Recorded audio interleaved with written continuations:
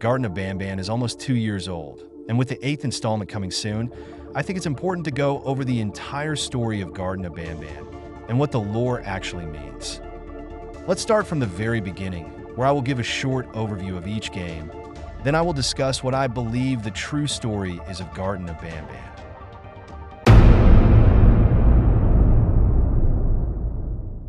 We start the story at the entrance of the kindergarten, looking for our children. While investigating, we come across a pink bird, which eventually chased us, but luckily, we managed to escape. We eventually use an elevator to travel deeper down within the kindergarten, where we come across Jumbo Josh, who crashes the elevator. That is all that really happened in the first chapter. Let's move on to Chapter 2.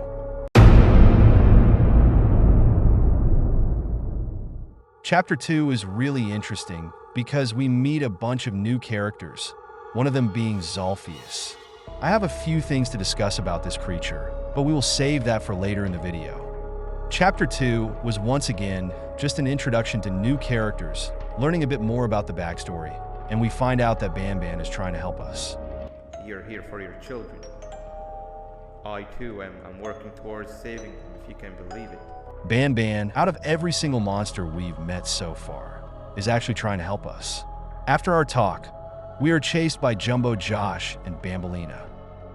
Luckily, we manage to stop them, and we get away. This brings us to Chapter 3.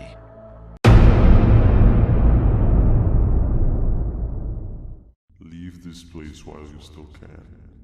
Erase it from your memory. Move on and forget any of this ever happened. Stinger Flynn is a very interesting character that we meet in the 3rd chapter. He tells us to leave the kindergarten.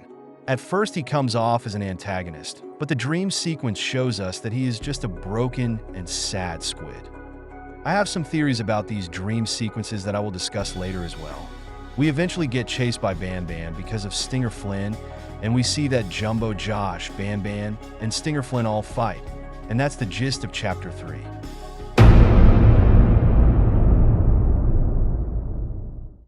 Welcome to the kingdom. In Chapter 4, which is probably my favorite chapter in the entire series, is where the storyline really picks up. We meet a queen who cannot laugh. If the queen does laugh, a great evil would emerge, who are called the Naughty Ones. This wouldn't be a problem if Bitter Giggle the Jester didn't mess everything up. Later on, we meet with Stinger Flynn again, and he shows us another dream sequence. It looks like this takes place after the crash in the desert from the 3rd chapter. Later we meet with BanBan, who tells us his backstory. Uthman, I worked here before everything came crashing down. My co-workers and I should have spoken up sooner. Perhaps all of this should have been prevented then. Sometimes I lose my temper, sure, but it seemed excessive. I was and still am confused, to say the least. From what he told us, BanBan was not treated with respect by his co-workers. They treated him like he was some monster. We then see Zolphius, who is just watching us. But why? Stay tuned for later in the video. That brings us to the final showdown between Bitter Giggle and Queen Bouncelia. Your Majesty, tell me, what did the train conductor say to the kangaroo? Hop on! That was terrible.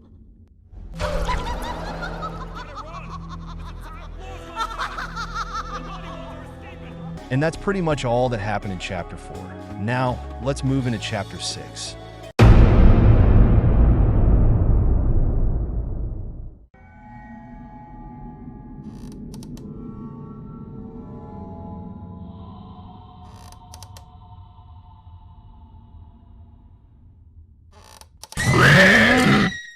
The nanny is such a mysterious creature.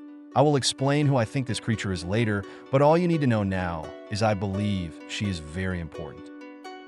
Chapter 6 was really just a build-up to Chapter 7, but there are a few things that we should note. First being that we got another dream sequence. Keep note of these dreams for later on. We found part of the scepter, but was missing a piece. Sir Dadadu shows up and a fight breaks out. Eventually we get surrounded by his army, and that's when BanBan fights them all, which leads us into Chapter 7. Both of you will be a fine addition to my army. I'll hold them off.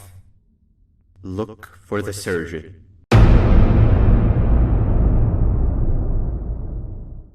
In Chapter 7, we meet the surgeon who is not that trustworthy. He helped us for a little while, but betrayed us at the end when we found the blue BanBan. All Chapter 7 really showed us was the end of the Naughty Ones, another dream sequence. Jumbo Josh ate the scepter and the blue BanBan. Now with all that out of the way, let's talk about the dream sequences, Zolphius, and the nanny, and why I think they all solve the Garten of BanBan series.